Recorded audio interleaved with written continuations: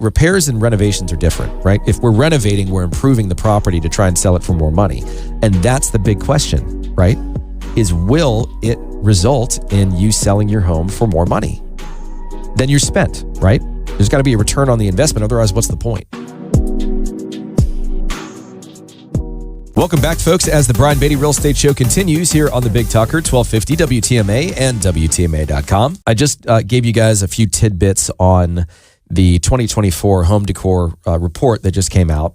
And again, if you want your hands on that report, it's 19 pages. It's full of all kinds of statistics and color options and design aesthetics and just recommendations on what to do and what not to do to have those expenditures be as cost effective as possible, right? And hopefully become a profitable venture.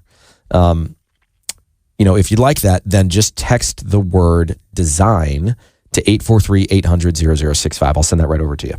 All right. So I want to talk just a little bit about this process of getting your home fixed or maybe even renovated before you put it on the market. And before we took a break, my biggest piece of advice here is don't wait to call the real estate agent until after all this work is done, because some of us, like me, that work with a lot of investors, that am an investor myself, that have done, over $100 million worth of investment-based deals, probably more, frankly.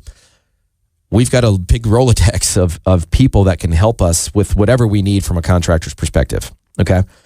But on top of that, and just as importantly, we can help you make sense out of not just the cost, but the return, right? If we're going to do something to a property to sell it, let's look first at repairs. Let's say your home needs a new roof. It's, depending upon the size of the house, it's going to be $8, $10, $15, $20, $25,000. Just depends on the size of the house, right?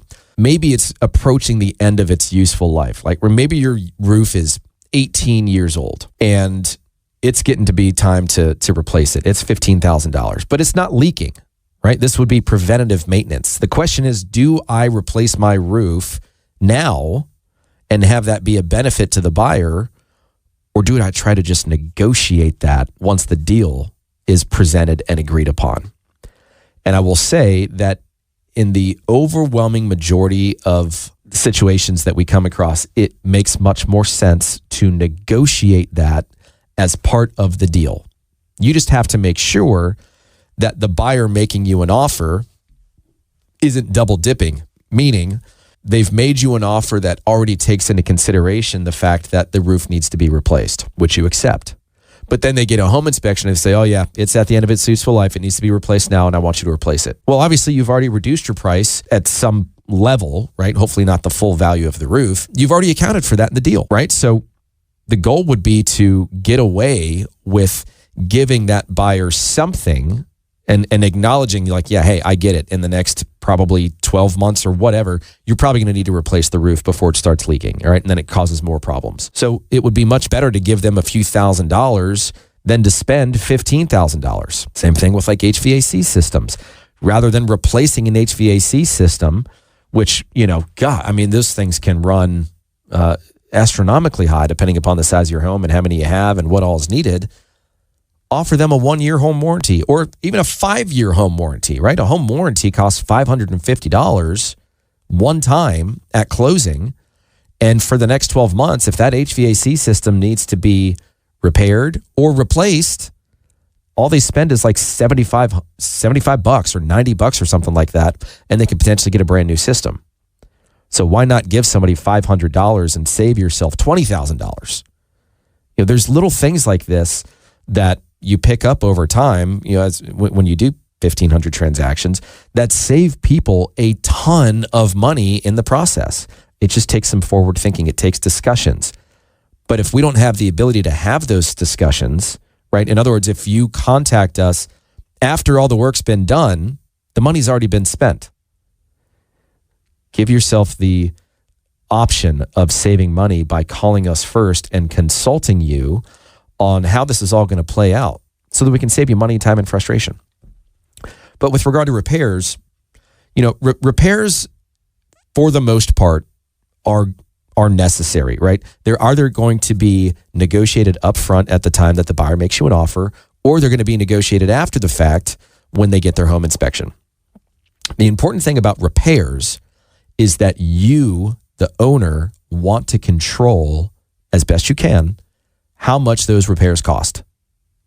So let's say that I walk into a house and we know that, there's some wood rot, and maybe there's some, peaks and valleys in the floor. Maybe we've got some foundation related issues. Maybe we've got some dry rot down there. Maybe we've got, some joists that need to be sistered. Maybe there's moisture related. Who knows? I would rather have quotes from reputable contractors that tell me how much this stuff is going to be to fix, rather than just say, well, we know that these things are likely going to come up when the buyer gets their home inspection, and we'll prepare to negotiate it at that point in time. Doing that without having the necessary information is reckless, in my opinion. Because if the buyer is going to have their contractor come out to your property, they're not going to do you any favors. They're not going to give you the best price. If they know the bill's being paid by you, the seller, then why not get the most money they can, right? That's just the nature of the business. Control the cost. If you don't have the money to do it, at least find out how much it should cost to make those repairs and use that when you're negotiating your deal so that you don't get taken advantage of. But again, these are things that need to be discussions before the property even goes on the market. When it comes to renovating, right? Repairs and renovations are different, right? If we're renovating, we're improving the property to try and sell it for more money. And that's the big question, right? Is will it result in you selling your home for more money than you're spent, right? There's got to be a return on the investment. Otherwise, what's the point? The great thing about working with a real estate agent, especially one that has flipped a lot of property and has sold a lot of property, is they can walk into a house and they can say, all right, well, if you just sell your home as is right now, this is about how much you can expect.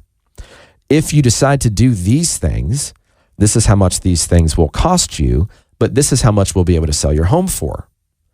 Now, sometimes that analysis results in a profit. Sometimes it doesn't. Again, it depends on the area. It depends on trends within that area. Depends on the price point of the home. If you've got a home that's worth $300,000 and you want to do a $70,000 kitchen renovation, I'm here to tell you that you're not going to get more than $70,000 out of that house if everything else that's being sold is in the $350,000 range. You're overspending for your kitchen.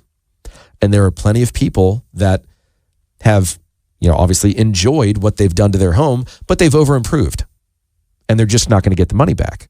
So if you're looking at this from a purely financial decision, then we need to understand, what can we do? How much will that cost? And what will that result in when we go and we sell the property? Is there profit to be made? And do you have the ability to renovate your property in order to sell it for more money, for a profit, right? Or is that something that we need to help you secure short-term financing on, which is available, right? There are options out there for you to borrow the money and either make monthly payments or have it be just one big lump sum after the property sells. I own a private money lending company, so that's something we can help with. But that's really the process that I would prefer people go through if they're thinking about renovating their home to sell. Call us first. Let's consult. Let's discuss the market. Let's figure out what makes sense to do and not do. And is there a profit to be made, or are we just spinning our wheels, and are we setting ourselves up for failure? Right? That's a big question. And it's something that takes a little bit of extra time and effort, but it also takes somebody that understands how to do that. So again, if you're thinking about renovating or repairing your home, you're getting ready to sell it, call me before you start doing work to the property so that we can make sure you're spending your money wisely. My number is 843-800-0065. That's 843-800-0065. You can call or text that number. Come straight to me. Or you can go to listingsincharleston.com. Listingsincharleston.com. That's our company's website.